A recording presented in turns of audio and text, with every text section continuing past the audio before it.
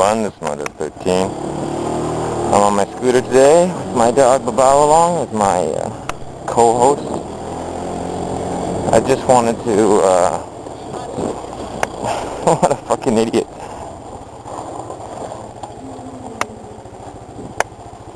Some guy just told me to drive slower. I'm gonna go back and ask him what he meant by that.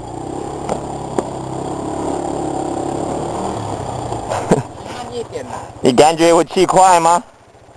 不是的，石头会喷到人呐。哦，石头。OK， 我刚刚骑有5公里、10公里，我没有感觉快，可是。这个石头会喷到人呐。好。He said because it's gravel. Yeah， 我知道。可是我没有感觉会，我试试看。He's full of shit. He says I could kick up rocks that hit people. But did you see how fast I was doing when I went by the guy? I was doing like what, 5 kilometers an hour? Here's a fish dying. I don't know why they do that. They fish here, and those are, I guess they're fishing for fish to eat, but there's 2 types of fish in here.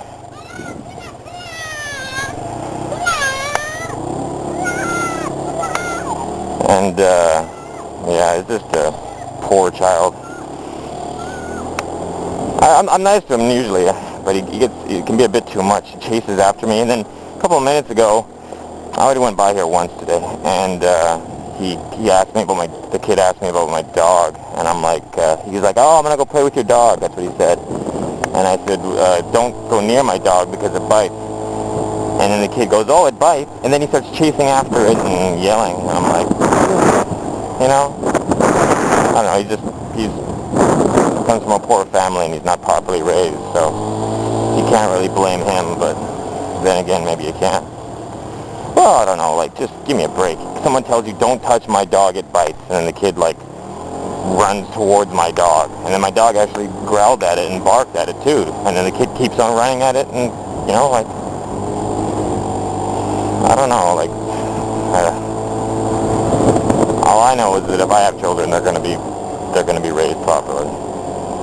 You know, it's like, this is totally not what I was going to talk about, but you know how this goes. I made like, one time I was at a swimming spot up in the mountains, and there was this kid, similar to that child, who was just like running around and doing this and doing that, and his mother kept telling him what to do. His mother kept saying, like, you know, don't climb up that rock, it's dangerous, and it was, and don't do this, and don't chase the dogs, which is also dangerous, and don't do this, and the kid just, like, 100% ignored his mother. And his mother just kept giving him commands. She just kept telling him, like, again and again, don't do this, don't do that, and the kid just keeps ignoring her, and then the mother just keeps saying, well, you know, don't do this, don't do that, and the child just continues to ignore her. And I'm like, what the fuck is going on here? You don't tell a kid 10 times to do something, ever, you know? If you tell a kid, I'd say the maximum would be 3 times, and then by the 3rd time you should be dealing out some punishment of one sort or another. Speaking of which, I don't know if this is true or not, but I heard that in America it's illegal to spank your children. Like, you're not allowed to hit your child at all. It's illegal in America. If that's true, that's like unbelievably pathetic. I'm not saying beat your child or whatever, but you know, I would spank. My mom would give me a spanking about, I don't know, once every 3 months or so, you know, like when I started to get out of control or something, or when she was just frustrated. But and in my opinion, she spanked me too little because I was a pretty bad kid. I wasn't that bad. I wasn't that bad. I wasn't that bad. I take it back. But anyways, yeah, the point I was making, like, yeah, the mother just keeps telling the kid, you know, don't climb the rock, don't climb the rock. Get down from that rock, get down from that rock now. Don't climb the rock, it's dangerous. You get down now or I'm gonna... And then this is the worst part. She started giving the kid ultimatums. Like, if you don't get down from that rock by the time I count to 10, we're gonna leave now and take you home. And then she, like, counted to 10, and then the kid still doesn't get down from the rock. And then what does she do? Does she take the kid home? No, of course not. She just says, get down from the rock again. You know what I mean? And then maybe like a few minutes later, she lays down another ultimatum. It was just the most pathetic thing ever. And I said, what are you doing? You're conditioning your child to, you're teaching your child that it doesn't matter what people say. You're conditioning your child to not listen to you. You know what I mean? You're teaching your child that everything that comes out of your mouth is bullshit. Because you tell the kid, if you don't get down from that rock on the count of 10, we're taking you home. And then you don't take them home. So your threats are absolutely meaningless. You know? It's like that with people. Forget children. It's like that with people too. Like I used to live in a house in Canada with a lot of roommates, and some of them would make threats that were just false. They'd be like, "Yeah, man, if you don't clean up the kitchen or something, I'm gonna do this," and then you don't clean up the kitchen, and then that roommate doesn't do what he said he was gonna do. You know, it was just a false threat. But back home, like I had my roommates like.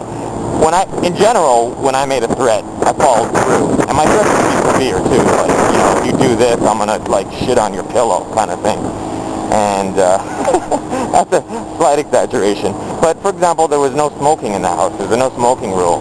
And then there was a no smoking rule anywhere in the house. Like, I don't give a fuck if it was in your bedroom, you know, or I don't care if you're, like, got your head stuck out your bedroom window and you're smoking. There was just a no smoking rule in the house, and it was unarguable. It was my house.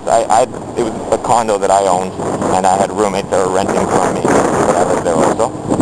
And so yeah, there was a no smoking rule.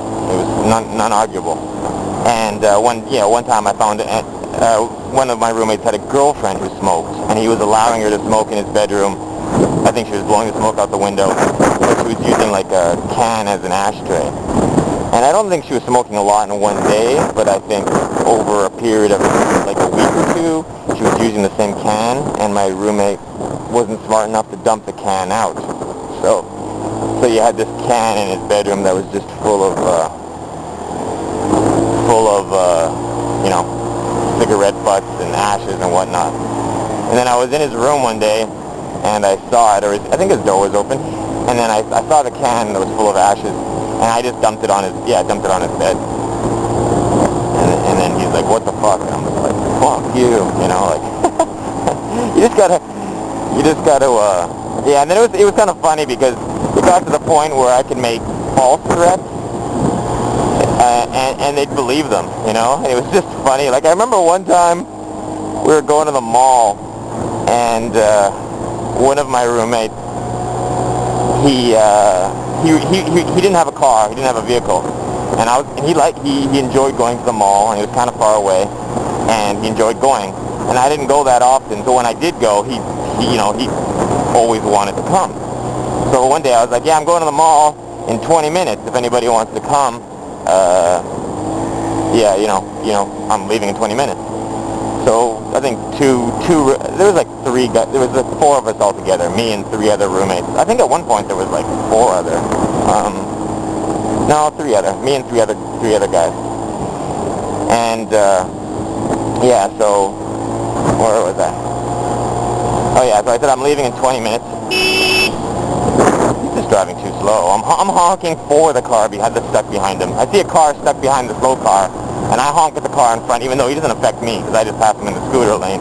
But I'm honking at him to say, you know, speed up, you're inconveniencing other people. Anyways, I'll try to finish at least one story during this video log. Here comes the big bike, and now I'm going to feel like shit because I'm on my scooter. That was so funny. I waved to the guy, and he waved back, but you could see that, like, halfway through his wave back, he kind of, why am I waving at a scooter? I wave at the guy, and he instinctively waves back, but then he kind of was like waving his hand to raise, and he got like halfway, and he went, like that, like. That's funny.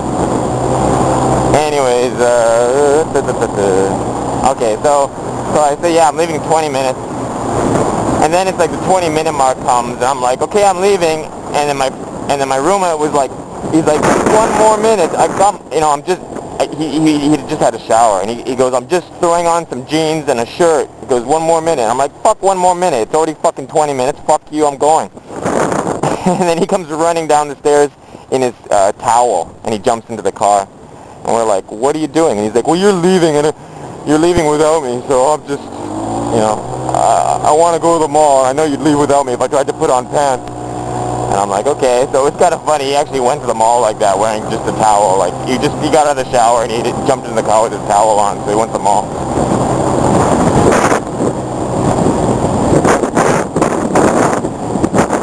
And yeah, what was the point of all that? Oh yeah, I remember. I was talking about children. Yeah, I don't know. You just gotta condition your children. You know, like if you say something, you have to follow through. If you're not gonna follow through, then don't even say it in the first place. Same thing with teachers. You know, dealing with children. If I tell my children, like, if you don't do this, then I'm going to do this, then afterwards I have to do that, even if it was like a absurdly strict threatening. You know, like if I say, like, okay, well, if you don't do these 5 lines of homework, then I'm going to give you like 100 lines of lines. You know. In Chinese, we call it fashier. It's like correction writing or like punishment writing. You write something repeatedly.